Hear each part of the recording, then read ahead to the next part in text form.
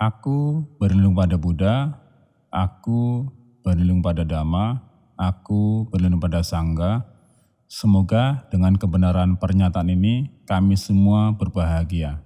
Selamat siang, Namo Sang Hyang Adi Budaya, Namo Buddhaya.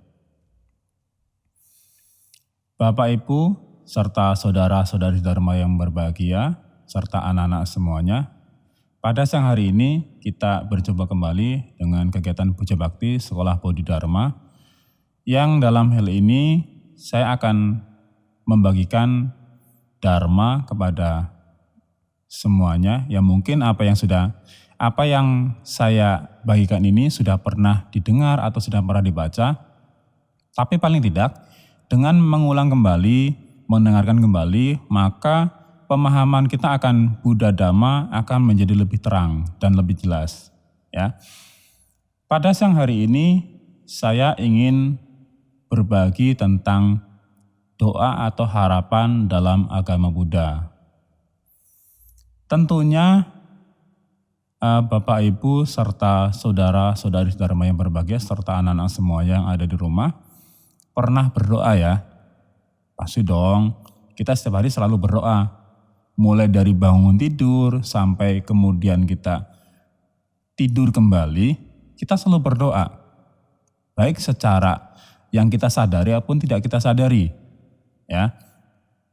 Contohnya mulai dari bangun pagi, ya. Terutama karena di sini yang banyak menonton adalah anak-anak sekolah. Anak-anak pasti berdoa, oh semoga hari ini saya bisa belajar dengan baik. Oh semoga hari ini saya bisa memahami apa yang Bapak Ibu Guru saya ajarkan. Itu adalah doa. Ataupun mungkin doa yang sering kita ucapkan dalam kehidupan sehari-hari, entah itu habis membaca parita ataupun yang lain, biasanya kita mengucapkan semoga semua makhluk berbahagia. Ini adalah doa. Ya, Bapak Ibu serta anak-anak semuanya, doa dalam agama Buddha artinya adalah harapan, keinginan, permohonan. Tapi harus diketahui bahwa doa di sini bukanlah doa yang meminta kepada makhluk lain. Bukan doa yang mengharapkan dari makhluk lain kemudian diberikan kepada kita, tidak. Doa dalam agama Buddha adalah tindakan atau keinginan yang muncul dari dalam diri kita untuk membuat diri kita dan makhluk di luar kita menjadi bahagia. Itu adalah doa dalam agama Buddha. Mungkin anak-anak pernah berpikir ataupun pernah bertanya, saya sering berdoa, saya sering memohon, tapi nggak pernah saya dapat nilai 100. Nggak pernah saya dapat uang jajan banyak dari orang tua. Ya. Jadi sekali lagi di sini yang ingin saya katakan bahwa doa dalam agama Buddha atau permohonan dalam agama Buddha bukanlah permohonan untuk diberikan atau diberi oleh makhluk lain di luar kita. Doa di sini sifatnya adalah mengingatkan diri kita, mengingatkan kita sendiri agar kita senantiasa melaksanakan apa yang kita inginkan, yang kita mohonkan, ya. Buddha di dalam Anguttara Nikaya kepada Anathapindika, tentu anak-anak tahu ya, Bapak Ibu tahu semuanya ya siapa Anathapindika. Anathapindika adalah salah seorang siswa Buddha yang banyak menyokong ataupun banyak membantu Sangha pada zaman Buddha masih hidup, ya. Kepada Anathapindika, Buddha mengatakan bahwa seorang perumah tangga wajar memiliki 4 jenis permohonan atau doa.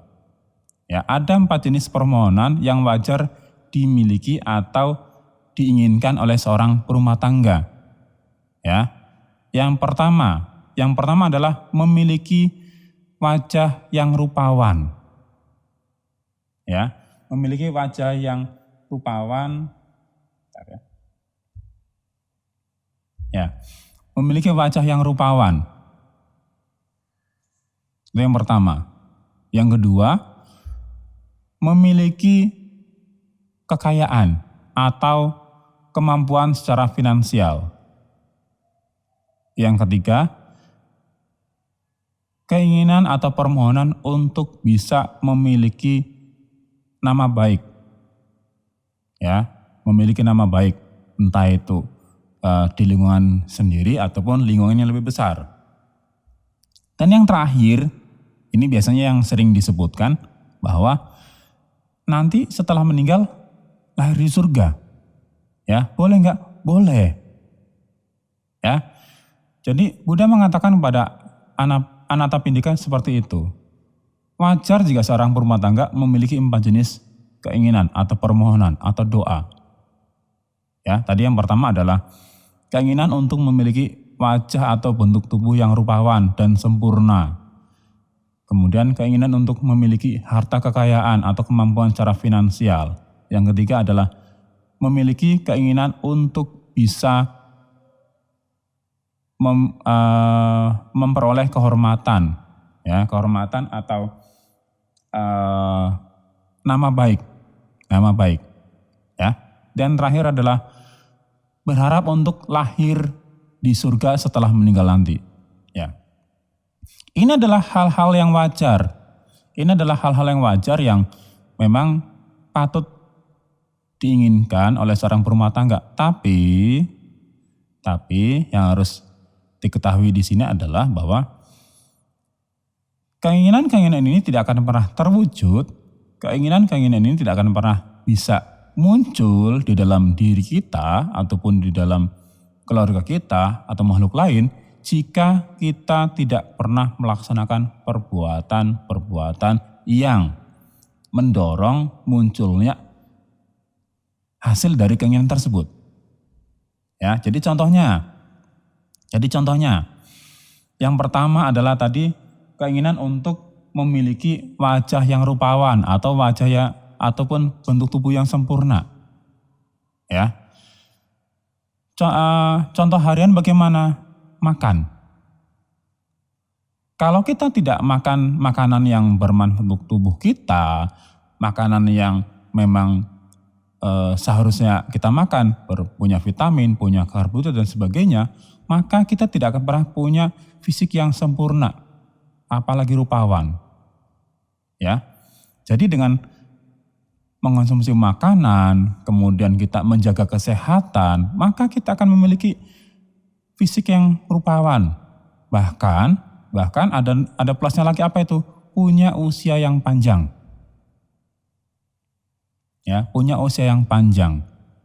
Kenapa? Kita senantiasa menjaga kesehatan. Kita senantiasa menjaga tubuh kita ini memperoleh asupan untuk bisa menunjang penampilan kita, gitu ya. Jadi untuk bisa memiliki tubuh yang rupawan, kita harus melakukan banyak kegiatan yang mendukung kegiatan tersebut, yang mendukung keinginan tersebut, ya. Jadi tidak hanya berharap, saya ingin punya tubuh yang sempurna dan rupawan, tidak bisa. Tapi harus diiringi dengan kegiatan yang mendukung keinginan tersebut. Itu yang pertama, contoh pertama. Contoh yang kedua, ya. Tadi yang kedua adalah kita punya keinginan untuk memiliki kekayaan atau kemampuan finansial. Ya. Bapak, Ibu, serta saudara-saudari Dharma yang berbahagia, untuk bisa memiliki kekayaan atau bahasa umumnya adalah uang, hanya ada satu jalan. Kita mempraktekkan penghidupan yang baik dan benar. Ya, kalau ingin kekayaan itu bisa membawa hasil yang baik untuk diri kita, maka kita harus mempraktekkan penghidupan yang benar. Ya, bagi Bapak Ibu yang sudah bekerja, maka wajib bagi Bapak Ibu untuk memilih pekerjaan yang memang tidak melanggar dhamma, tidak melanggar sila.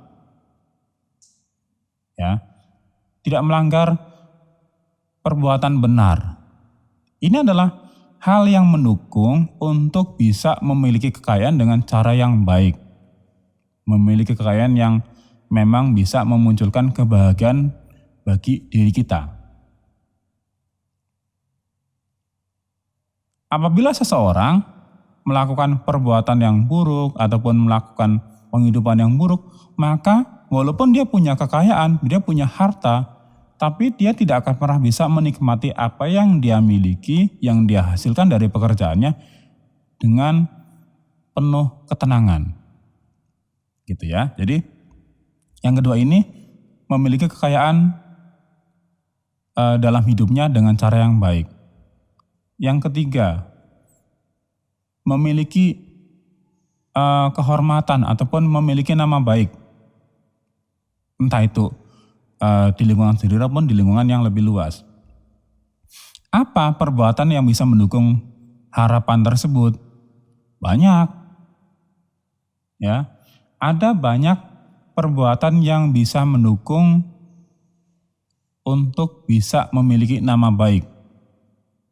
Sehingga harapan kita bisa terwujud gitu ya. Apa? Contohnya adalah praktek sila. Praktek penghidupan benar. Ya. Praktek apa lagi? Berdana. Praktek menolong. Itu adalah kegiatan-kegiatan yang mendorong untuk munculnya hasil diri kita memiliki nama baik atau memiliki kehormatan. Gitu ya. Dengan perbuatan-perbuatan itu, maka kita bisa memiliki nama baik.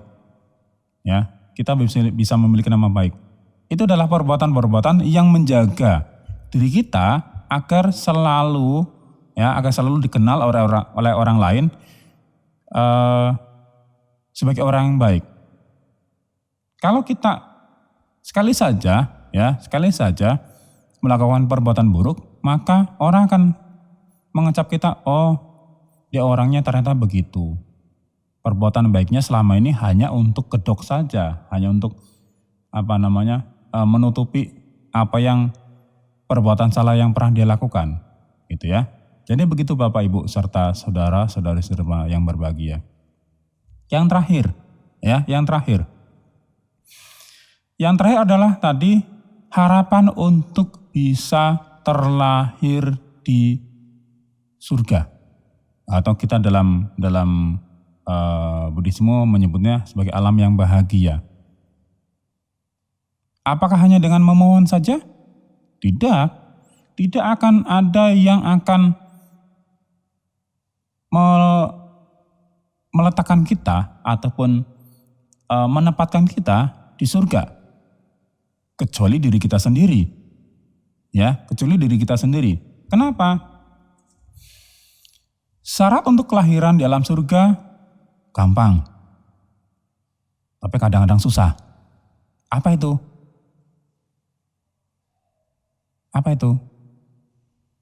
Banyak-banyak berbuat baik. Ya. Syarat untuk kelahiran di alam surga, jadi kalau kita ingin setelah meninggal nanti terakhir di alam yang bahagia atau surga, alam dewa, kita hanya perlu banyak berbuat baik selama kita hidup. Gampang kan? Gampang. Bisa dipraktekkan? Bisa. Kapan? Kapan-kapan gitu ya. Jadi kalau kita ingin lahir di alam bahagia, ya kita harus banyak melakukan perbuatan yang membahagiakan. Jangan cuma bilang, semoga semua makhluk berbahagia. Tapi kalau ada yang menderita, cuek aja. Gak bisa. Ya. Kalau kita ingin mengharapkan makhluk lain bahagia, kita mengharapkan semua makhluk bahagia, kita harus banyak berbuat baik. Gitu. Ya. Itu adalah caranya.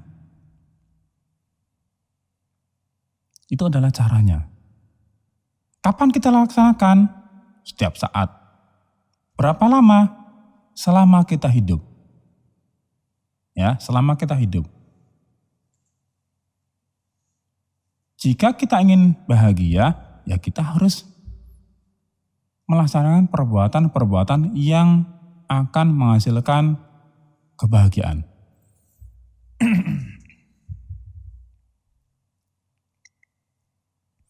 Buddha sudah menjelaskan dalam banyak sutta, ya. Buddha sudah menjelaskan dalam banyak sutta bahwa ada hal-hal yang patut kita laksanakan untuk menjadi bahagia. Tadi kita ingin menjadi bahagia, kita punya permohonan. Ya, kita sudah punya permohonan.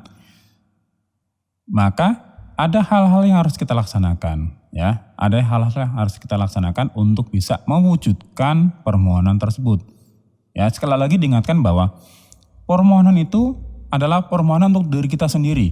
Dan kita sendirilah yang wajib untuk melaksanakan permohonan itu. Bukan orang lain atau makhluk lain. Ya, jadi Bapak Ibu serta saudara-saudari Dharma yang berbahagia, sekali lagi kalau kita ingin bahagia, ya kita harus kita sendiri yang harus mengusahakannya. Ya, kita sendiri yang harus mengusahakannya, bukan orang lain. Ya. Penjelasan Buddha, ya, penjelasan Buddha ataupun uraian Buddha kepada Anathapindika ini harus diiringi dengan 4 hal. Ada 4 hal yang harus dilaksanakan untuk bisa mewujudkan permohonan-permohonan tadi, ya.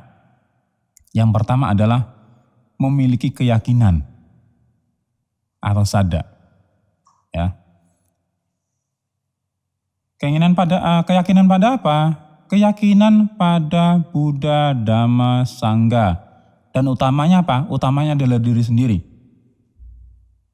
Ya, kalau pada Buddha jelas Buddha adalah guru kita, guru yang membimbing kita untuk melaksanakan perbuatan baik. Dhamma adalah ajaran Buddha yang isinya adalah bagaimana caranya langkah-langkah kita untuk bisa melakukan perbuatan baik. Sangha adalah siswa Buddha yang dalam hal ini para biku dan bikuni dan samana-samaneri yang mengingatkan kita, ya, mengingatkan kembali kita untuk selalu berbuat baik. Tapi selain itu, selain pada Buddha, Dhamma, dan Sangha, kita harus yakin pada diri kita sendiri. Ya, kita harus yakin pada diri kita sendiri. Yakin apa? Yakin bahwa diri kita mampu untuk bisa mewujudkan keinginan tersebut dengan cara-cara yang baik dan benar. Gitu ya. Jadi yakin pada diri sendiri dulu. Ya, selain pada Buddha, Dhamma, Sangha, kita harus yakin pada diri kita dan lingkungan kita. Ya. Kita harus yakin. Kalau kita tidak yakin dengan diri kita, bagaimana kita bisa memunculkan harapan-harapan yang baik, gitu ya. Yang kedua, praktek sila. Tadi sudah dibahas di depan, sebelumnya sudah kita bahas, tapi sekarang kita bahas lebih dalam lagi, ya. Praktek sila atau praktek perbuatan baik adalah praktek untuk menunjang munculnya hasil-hasil yang baik. Ya, perlu diingat dalam hal ini adalah Bapak Ibu dan saudara-saudari Dharma yang berbahagia, ada 2 jenis sila yang setiap saat kita praktekkan. 1, sila yang berfungsi untuk menghindari munculnya perbuatan buruk. Apa itu? Pancasila. Ya, jadi Pancasila adalah sila-sila yang kita praktekkan dalam kehidupan sehari-hari yang hanya berfungsi untuk menghindari terjadinya perbuatan buruk. Cukup? Tidak cukup. Ya, tidak cukup. Kita tidak cukup hanya sekedar menghindari saja. Maka butuh jenis sila yang kedua. Apa itu? Pancadhamma. Ya, Pancadhamma adalah praktek sila dengan mengembangkan perbuatan-perbuatan baik. Ya, kalau tadi yang pertama adalah Pancasila adalah praktek sila atau praktek perbuatan baik dengan hanya menghindari munculnya perbuatan buruk. Sedangkan Pancadhamma adalah praktek sila atau praktek perbuatan baik dengan selalu mempraktekkan perbuatan-perbuatan baik dalam kehidupan sehari-hari. Itu adalah praktek sila yang kita laksanakan dalam kehidupan sehari-hari sebagai seorang berumah tangga. Ada 2. Satu menghindari, satu adalah mengembangkan perbuatan baik. Ya, ini harus kita praktekkan. Kalau kita hanya menghindari perbuatan buruk, kapan kita mempraktekkan perbuatan baik yang sesungguhnya? Ya, kapan kita akan mempraktekkan perbuatan baik yang sesungguhnya? Yang benar-benar bermanfaat untuk diri kita sendiri dan juga makhluk lain. Ya, itu yang kedua. Yang ketiga, perbuatan baik yang harus kita lakukan apa? Mengembangkan caga. Apa caga? Kalau bahasa sehari-harinya, bahasa yang sering kita gunakan adalah dana, kemurahan hati, kedermawanan. Ya, jadi mengembangkan caga. Untuk mengembangkan caga ini harus butuh faktor yang keempat. Apa itu? Panya. Apa panya? Kebijaksanaan. Jadi kita baru bisa mempraktekkan sila, mempraktekkan sada, keyakinan, mempraktekkan dana atau caga jika kita memiliki kebijaksanaan.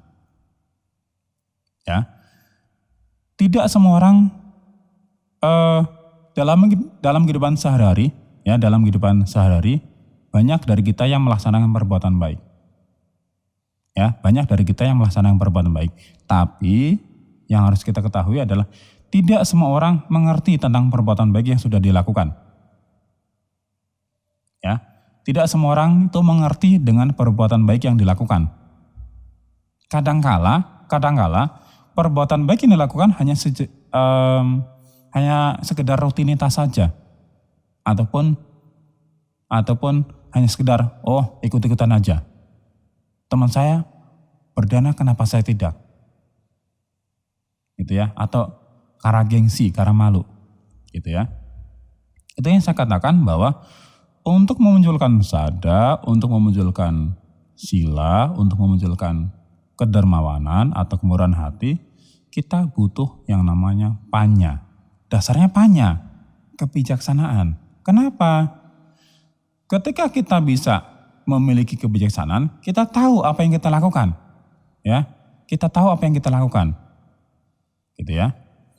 Kira-kira Bapak Ibu serta saudara-saudari Dharma tahu tentang panya kan, atau kebijaksanaan kan?